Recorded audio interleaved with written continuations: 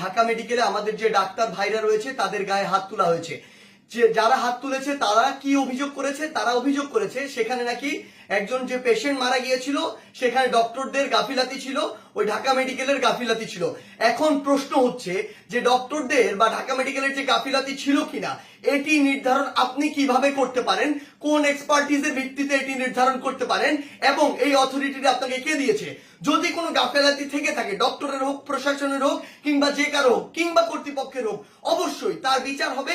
তার বিচার একটি প্রক্রিয়াধীন প্রক্রিয়া হবে, একটি তদন্তের মাধ্যমে হবে। সেই অভিযোগটি আপনি বিএমডিসি তে করতে পারেন কিংবা সেই অভিযোগটি আপনি প্রশাসনের কাছে করতে পারেন।